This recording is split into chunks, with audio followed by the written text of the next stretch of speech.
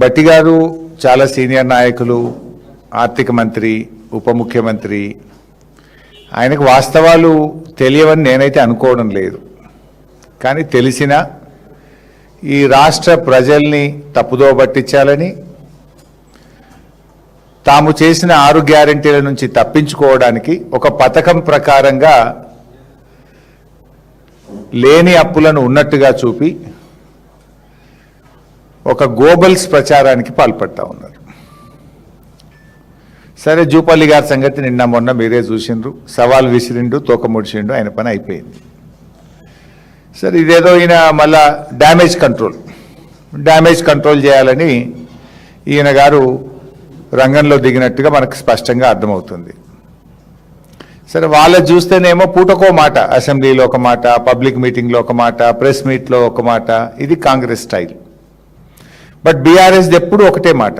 మేము అసెంబ్లీలో అదే చెప్పాం, పబ్లిక్ మీటింగ్లో అదే చెప్పాం, ప్రెస్ మీట్లో కూడా అదే చెప్తున్నాం. మా స్టాండ్ ఎక్కడ కూడా మారినటువంటిది లేదు.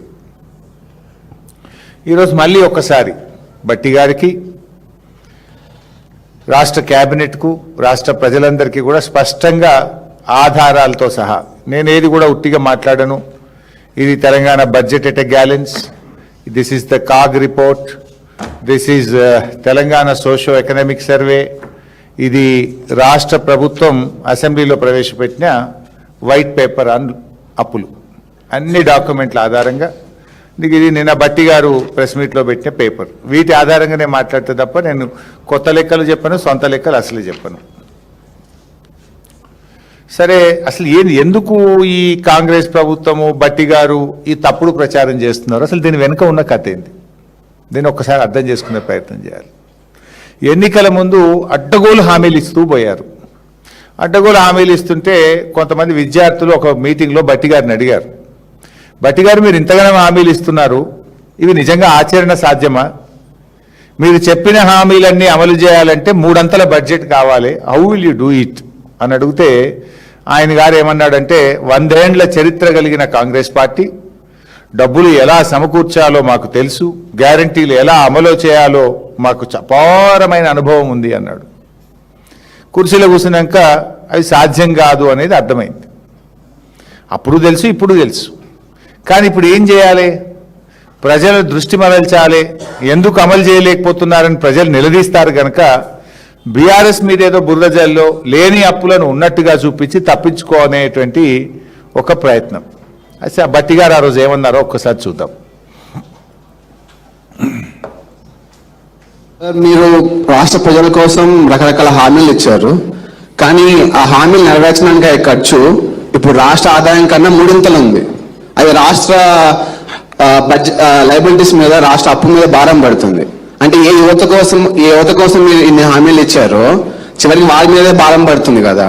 మీరు దీన్ని ఎలా సాల్వ్ చేద్దాం అనుకుంటున్నారు?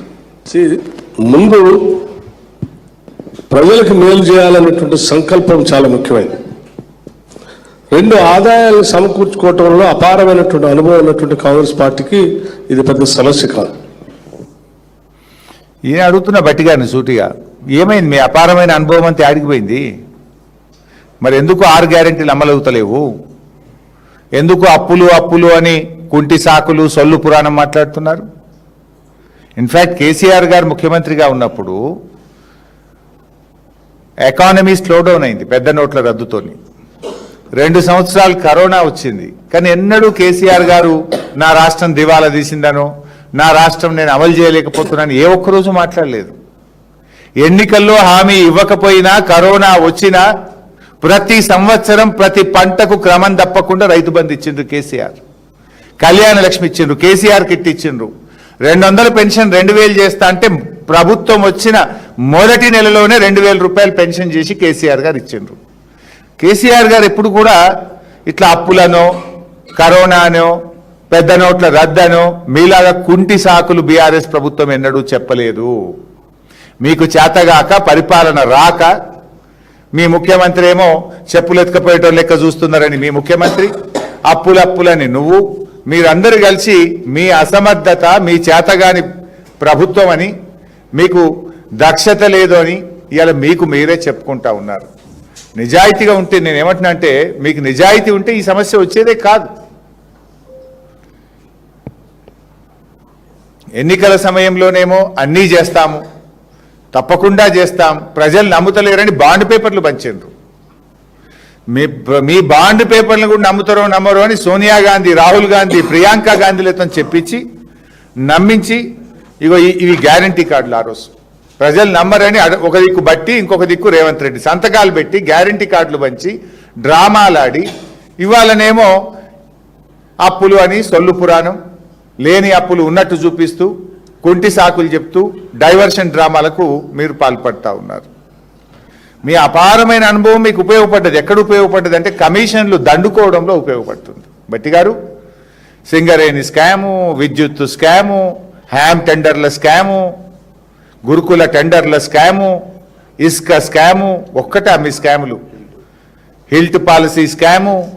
అంటే మీ అపారమైన అనుభవం అంతా కూడా ప్రజలకు గ్యారంటీలు అమలు చేయడానికో రాష్ట్ర ఆదాయాన్ని పెంచడంలో కాదు, పూటకో స్కామ్ చేయడంలో మీకు మిమ్మల్ని మించిన వాళ్ళు ఎవరు లేరు. అందుకు మాత్రం మీకు ఉపయోగపడతా ఉంది. ఇక అప్పుల విషయానికి వద్దాం.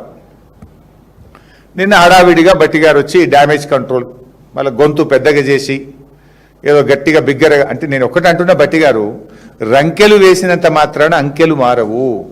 అంకెల్ ఈజ్ ఆల్వేస్ స్టాండర్డ్. ఈ అంకెలకు బడ్జెట్ ఉంది, ఒక కాగ్ ఉంది, సోషో ఎకనామిక్ సర్వే ఉంది, బడ్జెట్ లెక్కలు ఉన్నాయి. These are all public domain. మీరు కోపానికి వచ్చుడో, ఆగ్రహంగా మాట్లాడతానో, ఊగిపోతానో లెక్కలు మారతాయా? మారవు కదా. మీరు ఫైనాన్స్ మినిస్టర్ అయ్యి ఉండి ఒక బాధ్యతాయుతమైన రాజ్యాంగబద్ధమైన పదవిలో ఉండి కూడా తప్పులు మాట్లాడొచ్చునా, అబద్ధాలు మాట్లాడొచ్చునా నేను అడుగుతా ఉన్నా. నేను లేనిదేమీ చెప్పట్లేదు. డాక్యుమెంట్లు అన్నీ చూపించి సాక్ష్యాధారాలతో సహానే ఇది అసెంబ్లీలో మాట్లాడినా మళ్ళీ ఈరోజు కూడా మాట్లాడుతున్నాను. బట్టి గారు నిన్న మీడియా సాక్షిగా ఒక డాక్యుమెంట్ చూపించారు. ఇది బట్టి గారు పెట్టిన డాక్యుమెంట్.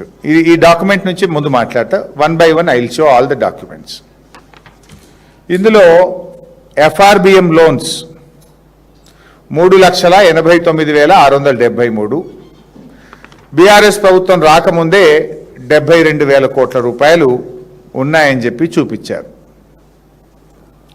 ఇందులో ఎంత తెలివిగా చూపించిందంటే ఈ 3,89,000లో కాంగ్రెస్ ప్రభుత్వం ఏర్పడ్డ తర్వాత అంటే డిసెంబర్ 7 నుంచి మార్చి 31, 2024 దాకా తీసుకున్న అప్పులు కూడా ఇలా చూపించేశారు. డిసెంబర్ 7కు కాంగ్రెస్ ప్రభుత్వం మార్చి 23న ఏర్పడ్డది. ఈ 3,89,000లో కాంగ్రెస్ ప్రభుత్వం ఏర్పడ్డ తర్వాత చేసిన అప్పు అంటే ఆ 3 నెలల 23 రోజుల అప్పు కూడా ఇందులో కలిపారు. దానికి డాక్యుమెంట్ చూపిస్తా. ఆర్బీఐ రిపోర్ట్ పెట్టు బాబు. This is the RBI report. ఇది Reserve Bank of India website నుంచి వచ్చిన రిపోర్ట్. ఇది దీంట్లో మీరు చూస్తే డిసెంబర్ 12 500 కోట్లు, డిసెంబర్ 19 900 కోట్లు, జనవరి 16 1000, జనవరి 16 మరో 1000, జనవరి 23 1000. ఇట్లా మొత్తం మీరు లాస్ట్ మార్చ్ 26 2024 వరకు కాంగ్రెస్ ప్రభుత్వ హయాంలో కొత్తగా వచ్చిన కాంగ్రెస్ ప్రభుత్వం చేసిన అప్పు 15,118 కోట్లు.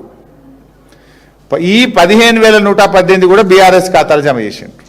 ఈ 15,118 మరియు పాతది 72,658. ఇది బీఆర్ఎస్ ప్రభుత్వం రాకముందు ఉమ్మడి రాష్ట్రంలో వారసత్వంగా మనకు వచ్చినటువంటి FRBM అప్పు. అయితే ఇప్పుడు ఇందులో బట్టి గారు ఏం చెప్తుండ్రు? ఫైనల్గా 5,16,881 ఇక్కడ రాసినారు. టోటల్ లోన్ FRBM అప్పు ఒకటి, కార్పొరేషన్లు తీసుకొని ప్రభుత్వం చెల్లించే అప్పు 1,20,208. మీరు బోర్డు మీద చూస్తున్నారు. మొత్తం కలిపి 5,16,881. ఇందులో మనం తీసేయాల్సింది ఏంది? ఈ 84,268 ఏదైతే ఉందో ఇది తెలంగాణ ఏర్పడక ముందు ఉమ్మడి రాష్ట్రం వారసత్వంగా వచ్చిన అప్పు 84,268. మీరు చూస్తున్నారు కదా. ఈ 5,16,881 నుంచి ఈ 84,268 తీసేయాలి. ప్లస్ నేను ఒక అప్పు మా దాంట్లో కలిపిందని చెప్పిన, ఏది 15,118. 15,118 ప్లస్ 84,268 కలిపితే ఎంత అవుతుంది? 99,386. ఈ 99,386ను 5,56,000 తీసేస్తే ఎంత? 4,17,495 కోట్లు. This is the loan BRS హయాంలో రాష్ట్ర ప్రభుత్వ ఖజానా నుంచి తిరిగి చెల్లించవలసిన అప్పు 4,17,495.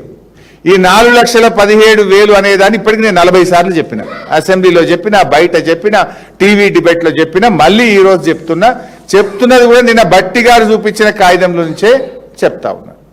ఇది బట్టి గారి కాగితం ప్రకారం చూసిన, అసెంబ్లీలో ప్రవేశపెట్టిన తెలంగాణ వైట్ పేపర్ ప్రకారంగా చూసిన, సోషో ఎకనామిక్ సర్వే ప్రకారంగా చూసిన, కాగ్ రిపోర్ట్ ఆధారంగా చూసిన, రాష్ట్ర ప్రభుత్వ ఖజానా నుంచి తిరిగి చెల్లించవలసిన అప్పు కేవలం 4,17,000 కోట్లు మాత్రమే. సరే, ఇప్పుడు ఏం చేస్తున్నారు మరి వీళ్ళు?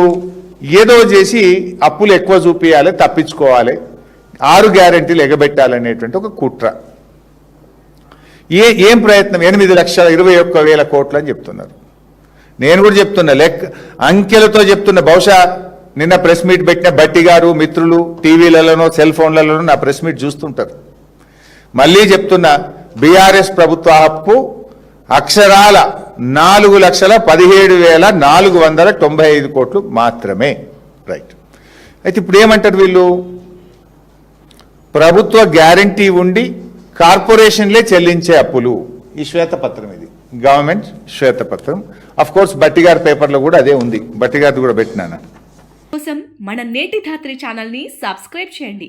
అలాగే మీకు నచ్చిన వీడియోని లైక్ చేసి, షేర్ చేసి, కామెంట్ చేయండి.